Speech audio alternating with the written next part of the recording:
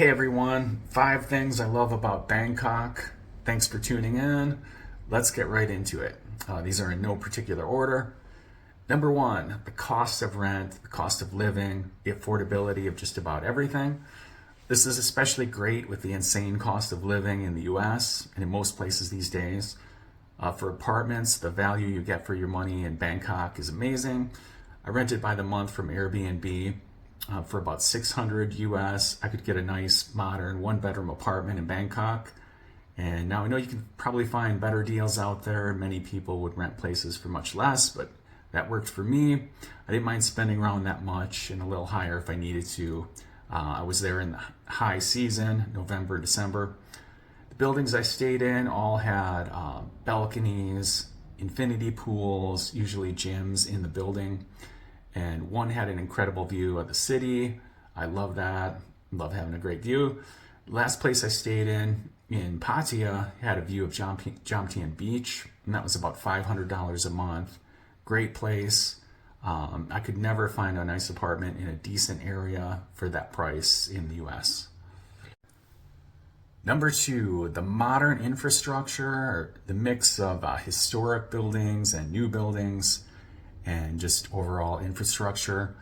I like taking the metro and the train in Bangkok. It's very modern. The stations are clean and nice. Trains run on time. Compared with the Chicago L train, for example, where if you've lived in Chicago and relied on the L to get to work downtown, especially the Red Line, it's ancient. The infrastructure is really old.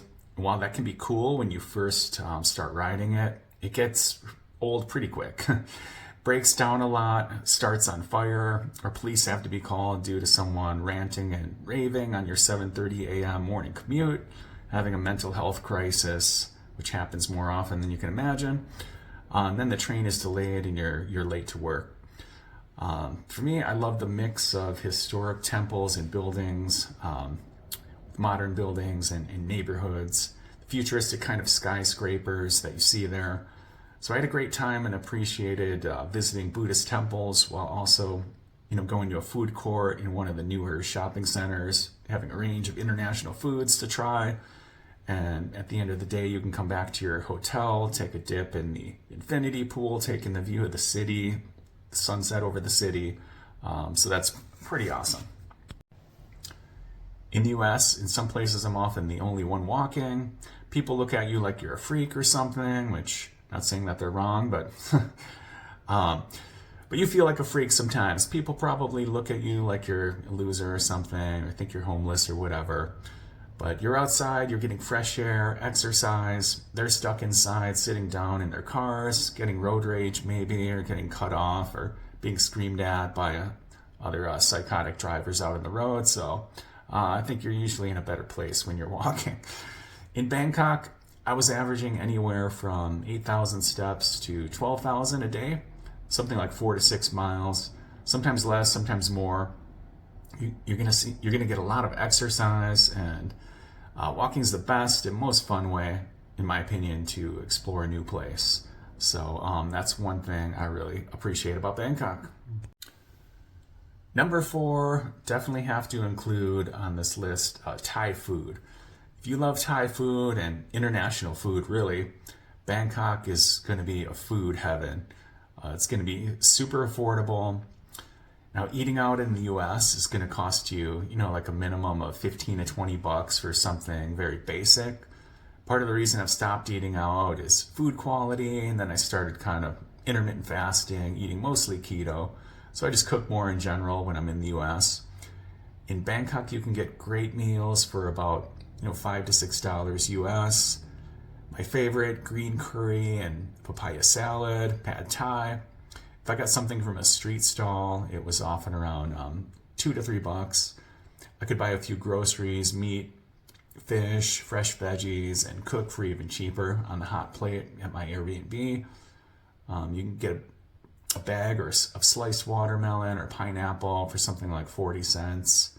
A chicken skewer is less than $1 from a street stall. Fresh juice and smoothie stalls are all over the place too. So it's fun checking out the street stalls and supporting the local people in your neighborhoods. So number 5, definitely have to include the Thai people on this list. The kindness of the people, the Buddhist culture, the vibe of the city, the harmony that this creates.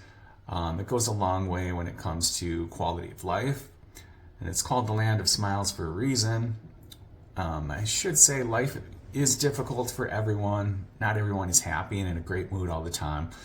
But overall, the people and the culture, the vibe are a big part of why Bangkok is a great place to live or visit. Number 6, so this is a bonus reason, I just threw in here in the last minute, to be away from the media echo chamber, which works 24/7 to broadcast propaganda and shape your opinion, telling you what to think and what to believe, and the ugly division among people that this creates. So it's blissful to be away from all that. Let all that go, knowing you've escaped that for a while at least. You can feel your stress level going down. Positive benefits to your mental and physical health and overall well-being are very real and can't be underestimated.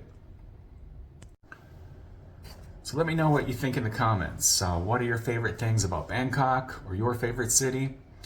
Thanks to everyone for watching. There's millions of videos on this platform, and if you somehow found this and decided to take the time to watch, I greatly appreciate you. If you'd like to support the channel, some links are below. If you like this kind of content, smash the buttons, bang the bells to keep in touch, get notified for future uploads, and we'll see you in the next one.